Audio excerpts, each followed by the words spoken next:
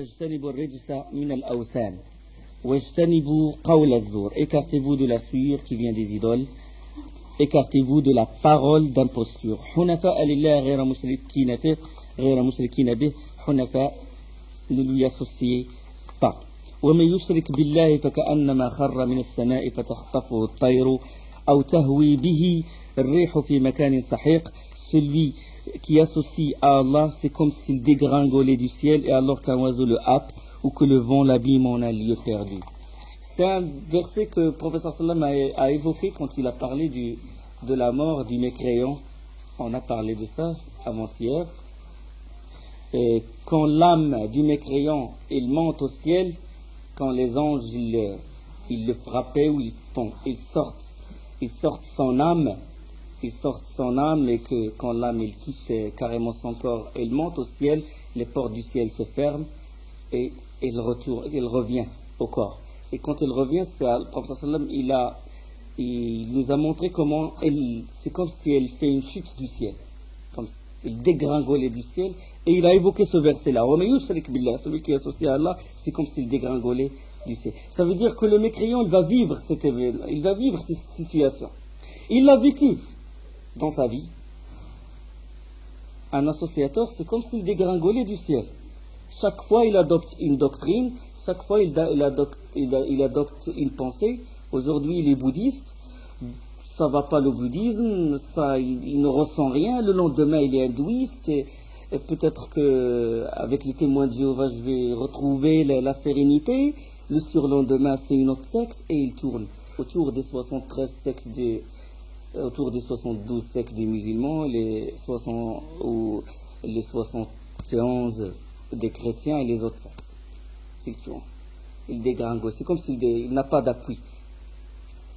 Il n'a pas dans son cœur la ilaha Allah qui est bien enraciné et que les branches s'est lancées vers le ciel et qui donne ses fruits. De même, pendant sa mort, quand il meurt, son âme, il subit le même sort. Il chute. Elle dégringolait du ciel. Et puis il va retourner, il va rentrer dans son corps de nouveau. Et là, les anges lui posent la question. Quel est ton Seigneur? Quel est cet homme qu'on t'a envoyé? Et quelle est ta religion? Quelle est cette voie que tu as suivie? La voie des sectes égarées, la voie des kuffars, ou bien la voie d'Allah subhanahu wa ta'ala? ذلك ومن يعظم شعائر الله فإنها من تقوى القلوب. Voilà ce qui est prescrit, et quiconque exalte les injonctions sacrées d'Allah s'inspire en effet de la piété des cœurs. Lakum fiha manafi', c'est des versets qui parlent du pèlerinage. Lakum fiha manafi'u ila ajalin musamma thumma mahilluha ila al-bayt al-atiq. De ces bêtes-là, les bêtes destinées à être sacrifiées, vous tirez des avantages jusqu'à un terme fixé, puis son lieu d'immolation est auprès de l'antique maison, ça veut dire le Kaaba. وَلِكُلِّ أُمَّةٍ جَعَلْنَا مَنْسَكًا. À chaque communauté, nous avons assigné un mansak, un rite. لِيَذْكُرُوا اسْمَ اللَّهِ عَلَى مَا رَزَقَهُم مِّن بَهِيمَةِ الْأَنْعَامِ. À chaque communauté, nous avons assigné un rite sacrificiel afin qu'ils prononcent le nom d'Allah sur la bête de cheptel qu'il leur a attribuée. فَإِلَهُكُمْ إِلَهُ وَاحِدٌ فَلَهُ أَسْلِمُوا. Votre Dieu est certain Dieu unique, soumettez-vous donc à lui et faites bonne annonce à ceux qui s'humilient. Donc, de faire la sha'irat Allah, de faire le tawaf, de faire les rites, ces rites, on ne doit les adresser qu'à Allah subhanahu wa ta'ala. Faire le pèlerinage pour Allah subhanahu wa ta'ala. Faire le tawaf pour Allah et non pas faire le pèlerinage dans un autre endroit, parce que certains ils le font à Karbala en Irak, ils tournent autour de certaines demeures là-bas et autour de la tombe de Hussein. Qu'en font les Indiens dans leur pays et tout, ils rentrent dans un lac, c'est un pèlerinage spécial pour eux. On ne doit faire le pèlerinage, on doit sangler les montures que vers la mosquée d'Allah subhanahu wa ta'ala, que vers la Kaaba. Donc le pèlerinage, les rites doivent être adressés à Allah, de même que le sacrifice. À chaque communauté, nous avons assigné un rite sacrificiel afin qu'il prononce le nom d'Allah sur la bête de cheptel. Donc, on sacrifie pour Allah subhanahu wa ta'ala. Et dans la sunnah, Allah a maudit celui qui offre son sacrifice à un autre qu'Allah. La'ana Allahu man dhabaha li ghayrillah. Donc, ça c'est un hadith rapporté par Muslim. C'est le hadith 1978 et sous un autre numéro, le numéro 43. Selon Ali radiyallahu anhu, où il dit, l'envoyé d'Allah sallallahu alayhi wa sallam m'a parlé de 4 sujets suivants. Il a dit, Allah a maudit celui qui offre son sacrifice à un autre qu'Allah. Allah a maudit celui qui maudit ses pères et mères. Allah a maudit celui qui abrite un coupable. Allah a maudit celui qui change les bornes d'une terre. Abrite un coupable, c'est quelqu'un qui a commis un crime, il l'abrite, il le protège. D'accord? Il le protège pour qu'il ne soit pas jugé par un juge musulman qui juge avec les lois d'Allah. Sur cette personne que s'applique ce hadith-là, qui change les bornes d'une terre, ça veut dire il change les limites du sanctuaire, le haram, le sanctuaire autour de la Kaaba, ou bien d'autres ont dit il s'approprie le terrain de son voisin. Il est maudit cette personne. Donc ne sacrifier que pour Allah subhanahu wa ta'ala, sacrifier pour un djinn ou sacrifier pour un wali, un hôte de la tente comme ils font au bled, c'est un shirk, c'est de la grande association, c'est shirk akbar.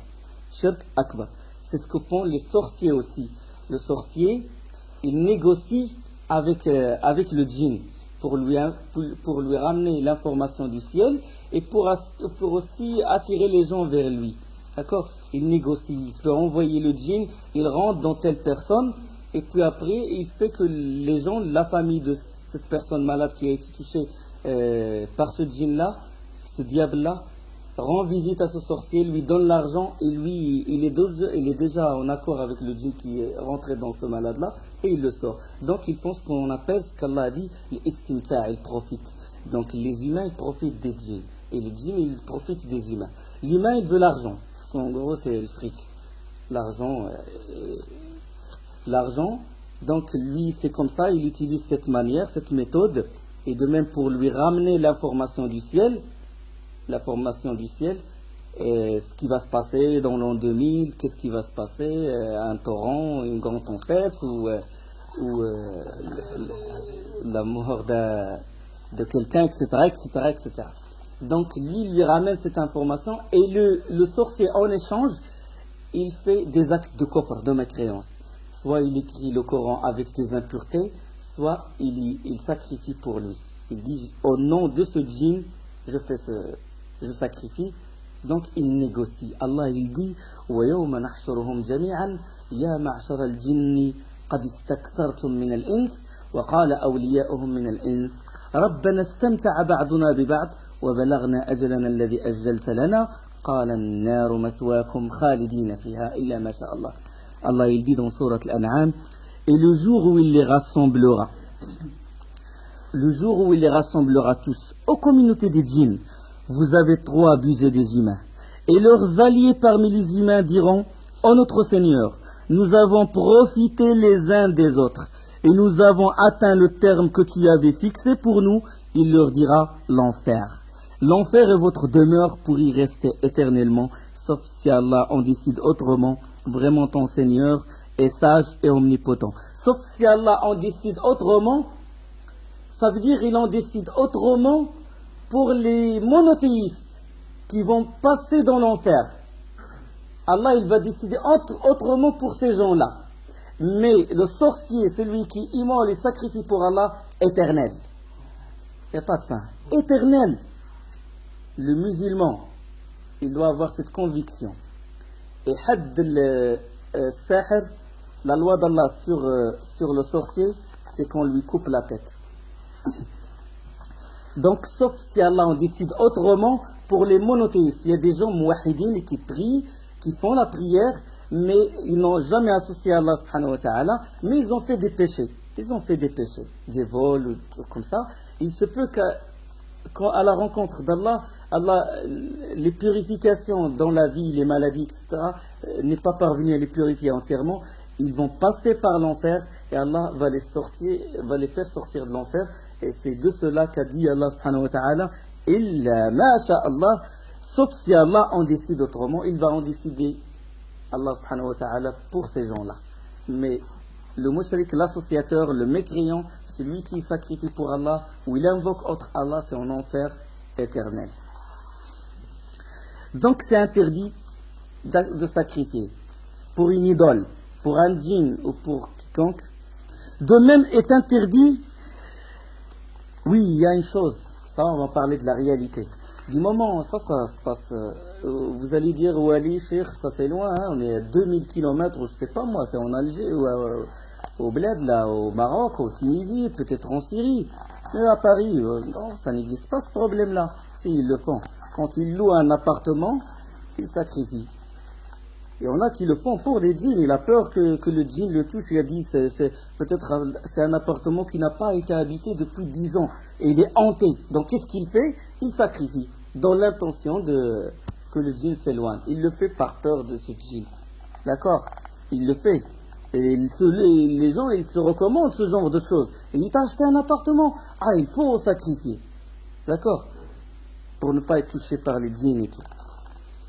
Et la personne ne doit pas faire cette pratique. Même s'il le fait par hospitalité. Même s'il le fait pour Allah, pour qu'il repousse le djinn. Même s'il le fait pour Allah, il ne doit pas faire cet acte-là.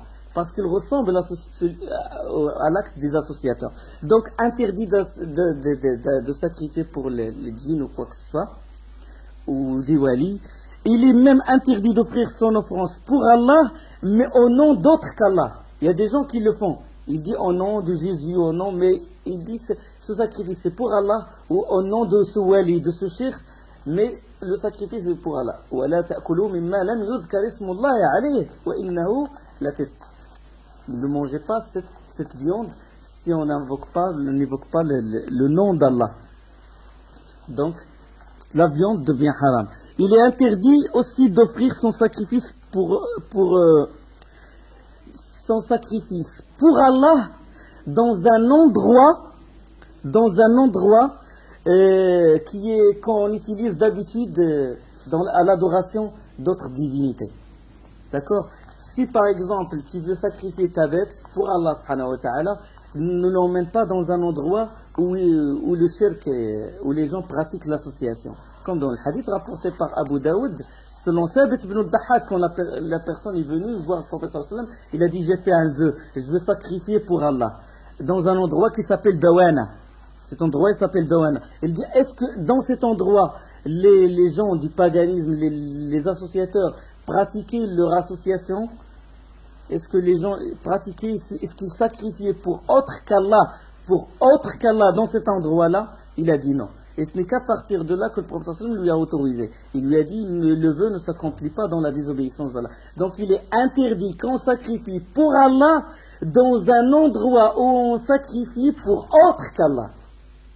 Il va par exemple on a au Maroc et tout, Moula Ibrahim et tout, il sacrifie pour le cheikh. Toi tu ramènes ta bête et toi tu veux inviter les gens par hospitalité. Il y avait des jeunes avec toi, du monde, tu veux faire la fête, tu sacrifies.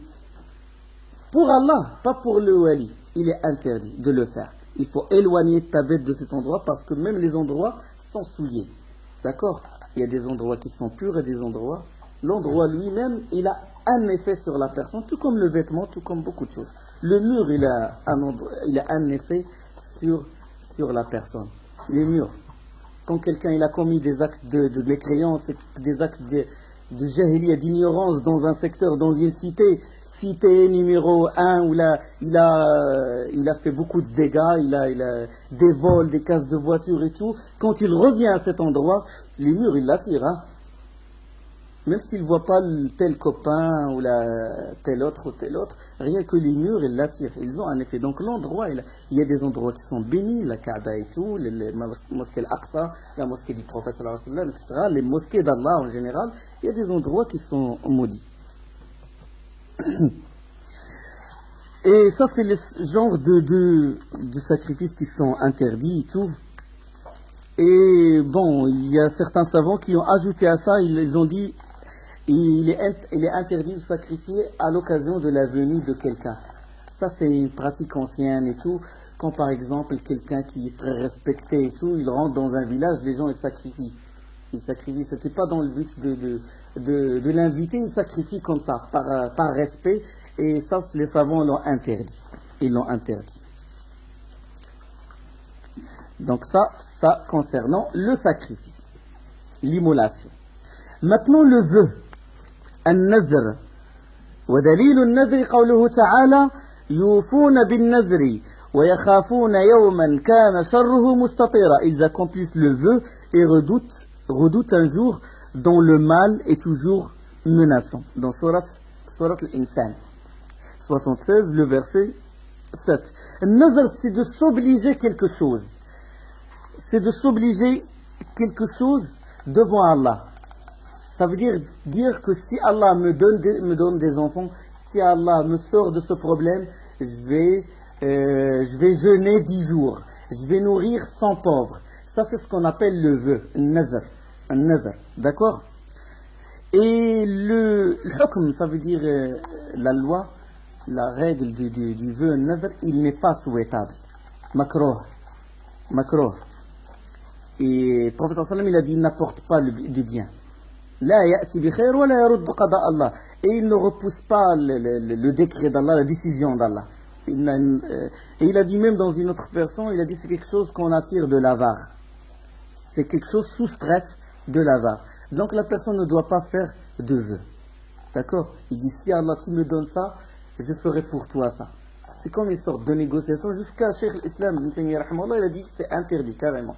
Il a dit c'est interdit. Mais si la personne il fait le vœu, il est obligé de l'accomplir si c'est dans l'obéissance d'Allah. Si c'est dans l'obéissance, car le prophète sallallahu alayhi wa sallam il a dit dans le hadith de Bukhari 6700, selon Aïcha, quiconque fait le vœu de faire un acte qui satisfait à Allah doit le remplir, mais s'il fait le vœu de le désobéir, il doit s'en abstenir. D'accord? Il doit s'en abstenir. Donc s'il fait le vœu de faire dans l'obéissance d'Allah, il doit le remplir. S'il ne le remplit pas, il est obligé de donner ce qu'on appelle kafara. Il doit rétablir la chose. C'est considéré comme s'il a juré de faire telle chose, il ne l'a pas fait, il doit rétablir son serment en jeûnant 3 jours ou en nourrissant 10 pauvres. Donc s'il est dans la désobéissance d'Allah, il n'est pas autorisé. D'accord?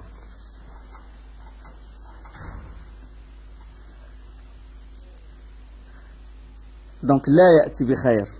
Et donc le vœu, bon ça c'est un sujet dans la jurisprudence, les règles du vœu, on va pas en parler. Donc on doit remplir le vœu quand il s'agit de l'obéissance d'Allah et on ne le remplit pas s'il s'agit de la désobéissance d'Allah. De même faire le vœu pour autre qu'Allah, on ne remplit pas et il faut éviter quand on voit une étoile filante de dire faire un vœu parce que c'est un acte d'association.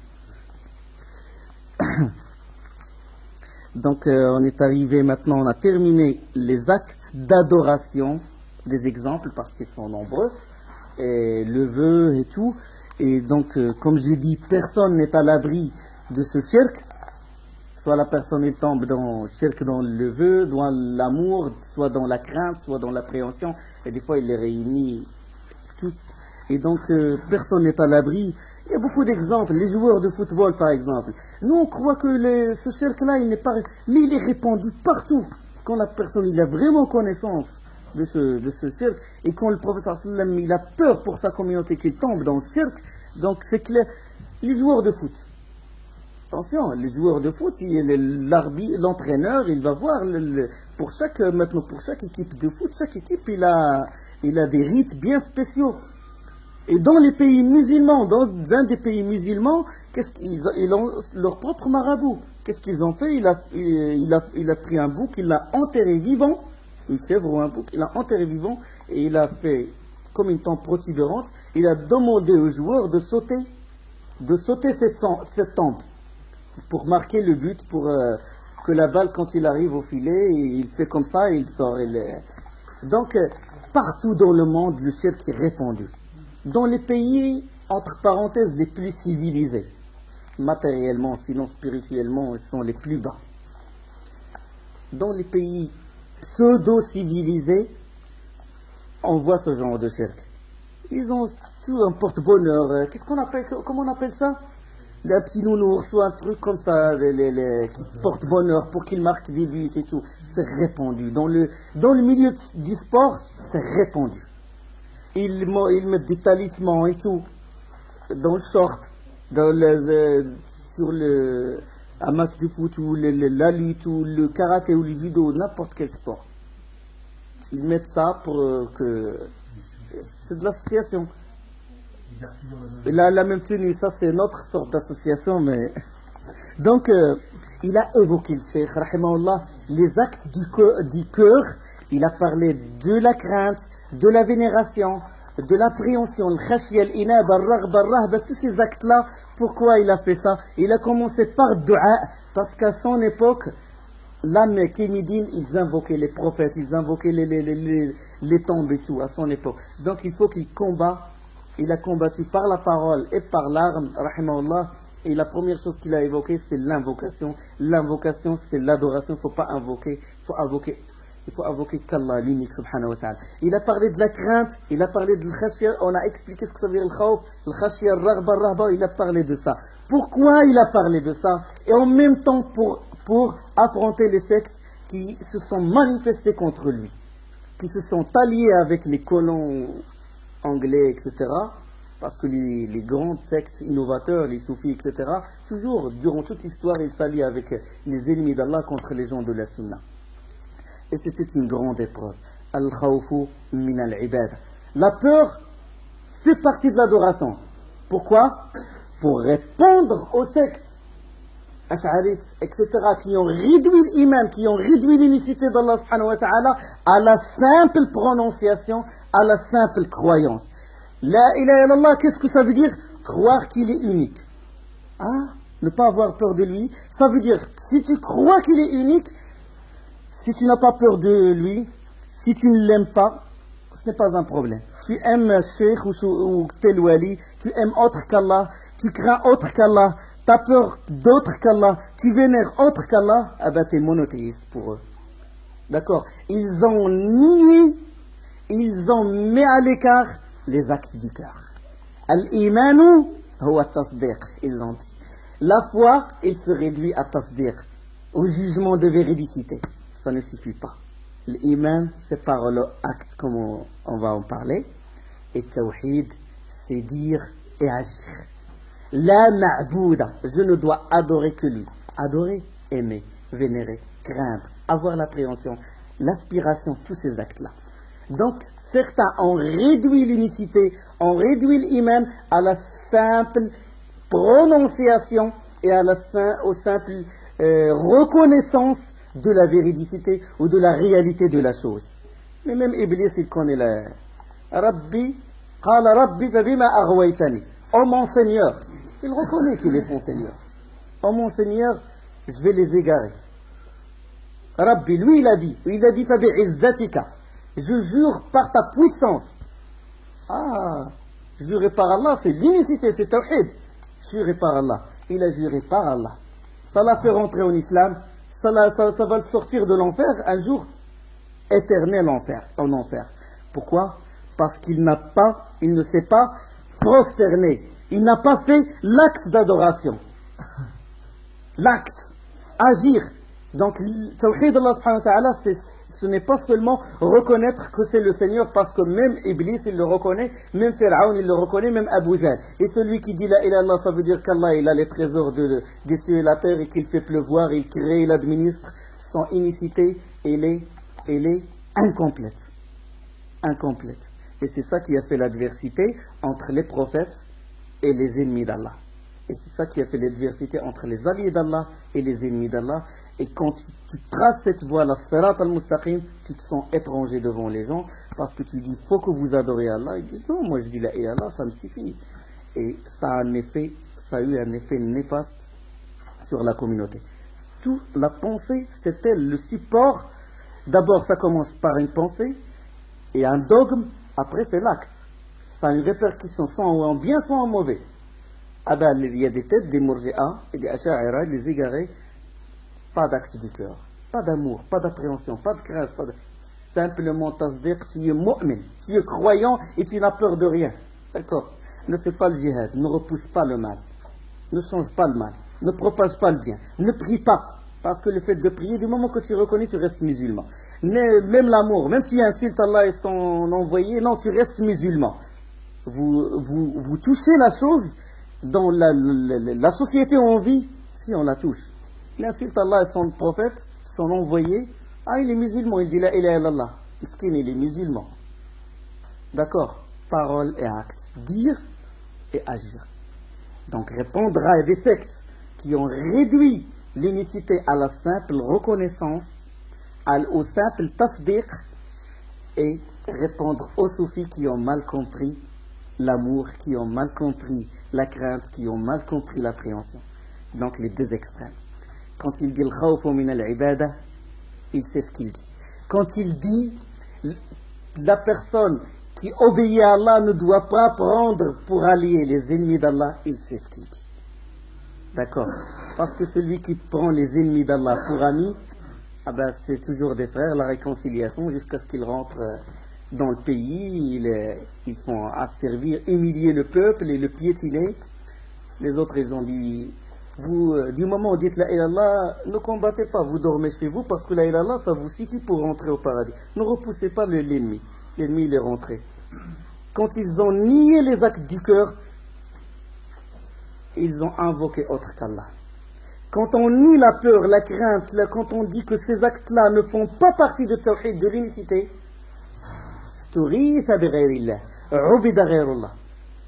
les gens se sont prosternés devant les tombes, ils ont invoqué des idoles. Qu'est-ce qu'il fait cette personne? Il invoque.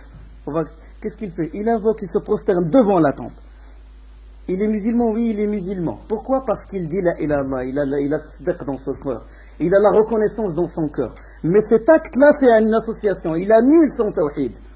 Pourquoi? Parce que pour eux, l'invocation, ça ne fait pas partie de l'adoration. L'amour, ça ne fait pas partie de l'adoration. La crainte, ça ne fait pas partie de l'adoration. D'accord? Donc, des gens ont enlevé ces actes d'adoration et ils ont cassé toute la communauté. Et ils étaient la source de la défaite, la source que la communauté soit défaite, que la khilafa s'écroule. Ça a commencé par cette pensée-là.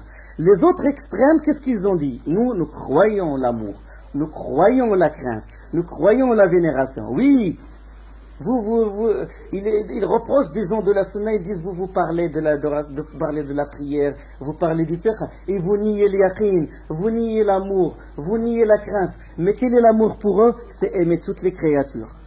Aimer toutes les créatures. L'amour, ils reconnaissent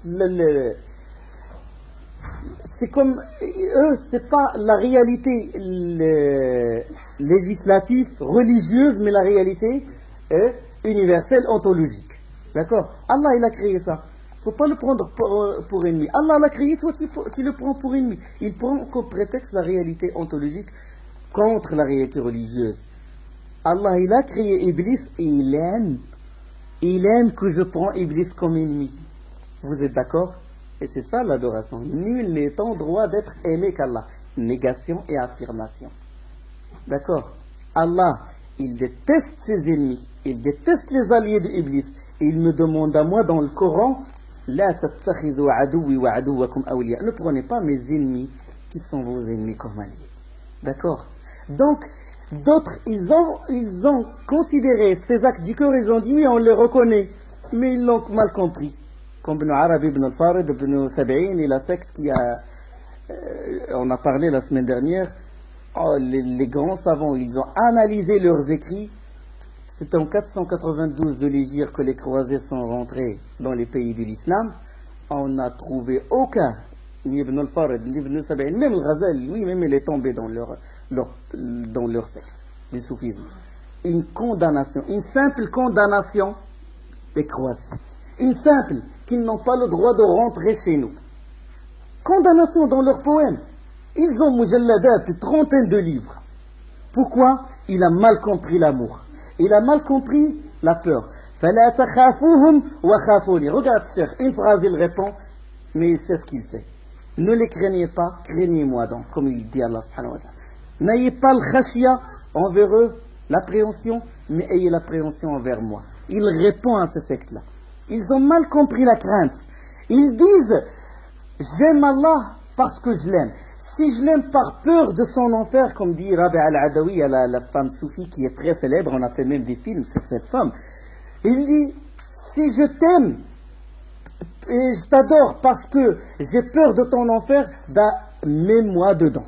Et si je t'aime parce que j'espère ton paradis, prive-moi de ce paradis. Ça, c'est une déviation dans la peur et c'est une déviation dans l'espoir ou l'aspiration. Innahum kanu yusari'una fil khairat wa yad'unana raghaban wa rahaban wa kanu lana khashi'in. Allah, il parle des prophètes qu'ils nous adoraient, ils nous invoquaient par crainte et aspiration. Par aspiration et crainte. Raghaban wa rahaban. D'accord? Ud'u rabbakum tadarru'an wa khufya innahu la yuhibbul mu'tadin.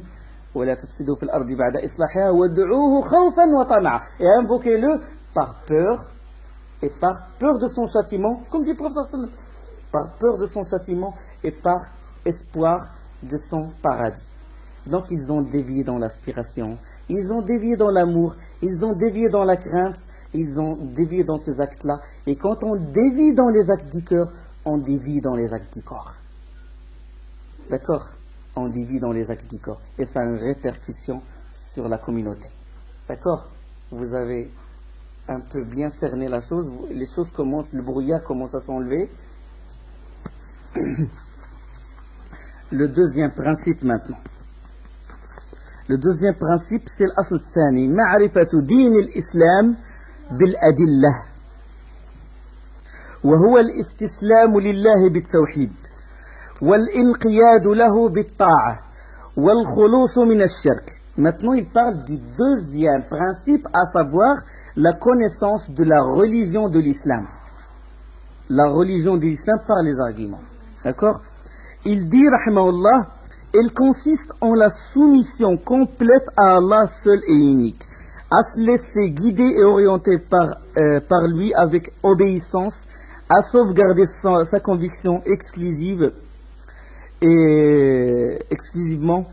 et sa fidélité en s'éloignant et en rejetant et en déniant les shirks et ses adeptes. Donc, l'islamu lillahi bit-tawhid, ça veut dire se soumettre à lui en l'adorant lui l'unique. L'inqiyad, ça veut dire se laisser aller vers lui, se laisser guider, orienter par lui, subhanahu wa ta'ala, en l'obéissant. Le khulus min shirk, ça veut dire être exempt de toutes sortes d'associations. Et le khulus min shirk est s'éloigner des adeptes, des adeptes de l'association. Donc c'est ça l'islam. Soumission complète à Allah, se laisser guider et orienter par lui avec obéissance, sauvegarder sa conviction exclusive et sa fidélité en s'éloignant et en rejetant et en déniant le shirk et ses adeptes. Donc ça c'est l'islam. Et cette connaissance, elle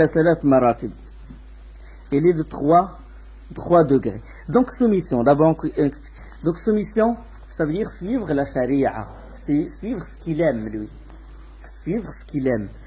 On dit religion, elle est compatible à l'amour. Ce qu'il a aimé, il l'a légiféré. Il aime qu'on fasse la prière, il aime qu'on fasse le jihad, il aime qu'on se prosterne devant lui, qu'on l'invoque, il aime qu'on se comporte bien envers nos parents, il aime la piété, il aime ça. Il l'a légiféré dans le Coran, il a légiféré, subhanahu wa ta'ala. Soumission religieuse. Donc, suivant la charia, en l'adorant lui, l'unique, et en assumant ce qu'Allah a ordonné et en évitant ce qu'Allah a interdit. D'accord? C'est ça, adoration. Donc c'est cette soumission qui attire, il attire quoi? L'agrément d'Allah. L'agrément d'Allah subhanahu wa ta'ala. Donc, il y a 2 sortes de soumission. Il y a la soumission ontologique universelle. Il y a la soumission religieuse. D'accord? Universelle. Qadari. On dit qadari ou kauni. C'est ce qu'on appelle l'asservissement ontologique. Là, aucun être humain n'échappe à cet asservissement, à cet islam kauni, à cet islam universel? Personne. Tout le monde est soumis. Tout le monde. Parce qu'Allah, c'est Allah qui nous contrôle, qui gère nos affaires et tout. C'est Allah qui fait que notre cœur, il bat. C'est Allah qui contrôle notre circulation sanguine. C'est Allah qui nous contrôle. L'influx nerveux et tout, c'est Allah qui le contrôle. Notre sommeil. Le mécréant, malgré lui, il doit dormir. Il ne peut pas arrêter son cœur. Il ne peut pas arrêter sa circulation sanguine. Il ne peut pas arrêter les cellules de sécréter tel produit ou d'agir. Il ne peut pas. Il ne peut pas. Il est soumis à Allah subhanahu wa ta'ala. Soumis, une soumission ontologique, universelle, kauni. Et Allah, il en parle. أفغير دين الله يبغون وله أسلم من في السماوات والأرض وله أسلم من في السماوات ومن في الأرض طوعا وكرها وإليه يرجعون. Désire-t-il autre chose que la religion d'Allah alors que ce qui est dans les cieux et sur la terre lui est soumis de gré ou de force? Bon gré ou de gré ou de force? Bon gré, mal gré. De gré ou de force, et que vers lui ils seront ramenés. Dans la sourate 3, le verset 83. Ça, c'est l'islam, soumission universelle. Le kafir, le mécréant, c'est Allah qui lui donne la langue, la force, lui donne cet influx nerveux pour qu'il prononce, pour qu'il insulte ou pour qu'il dise ce qu'il veut. C'est Allah. Il est soumis. Malgré lui, il est soumis. Il ne peut pas se contrôler lui-même, il ne peut pas contrôler les réactions qui sont dans son corps, ou ses appareils digestifs ou circulatoires, urinaires, etc. Il ne peut pas. Il est soumis à Allah subhanahu wa ta'ala. Donc ça, le fait de reconnaître cette réalité, l'islam ontologique, l'islam al-kawni, dire par exemple, c'est Allah qui administre tout, c'est Allah qui fait battre mon cœur. C'est Allah qui maintient ma température intérieure à 37 degrés. C'est Allah, quand je fais un geste, c'est Allah qui m'a aidé ou qui a fait que je fais ça. Sinon, mes membres vont se paralyser, je ne peux même pas faire ce geste-là. Hein? D'accord? N'importe quel geste, ou marcher, c'est Allah qui fait ça, c'est Allah. Reconnaître cette réalité ontologique, kauniya, ne suffit pas de faire d'une personne un musulman. D'accord? Ne suffit pas de faire d'une personne un vrai serviteur. Il faut qu'il l'adore. D'accord? Donc, Tawhid, il n'est pas réduit à la seule reconnaissance. D'accord? À la seule reconnaissance. Toujours j'alimente ce Tawhid-là. Toujours je l'alimente avec ces preuves. Donc, la personne, s'il dit, c'est Allah qui m'a créé, c'est Allah qui m'a fait ça, c'est Allah qui m'a fait ça, mais jamais il ne l'adore, jamais il ne se prosterne devant lui, jamais il ne l'invoque, jamais il ne se soumet à ses lois, ça ne fait pas de lui un musulman. D'accord? Parce que cette reconnaissance, même Iblis, il la reconnaît. Qala Rabbi. Du moment qu'il dit Rabbi, Rabbi ça veut dire, il a dit oh mon Seigneur, Iblis il a dit oh mon Seigneur, ça veut dire oh mon Créateur, oh celui qui gère mes affaires, le roi de l'univers. Rien que dans Rabbi, il y a ça. Il les reconnaît. Il a reconnu la réalité ontologique universelle. Ça l'a fait rentrer en islam? Hein? Ça va apaiser le feu de l'enfer? Non, ça va pas. Il va être éternel en enfer.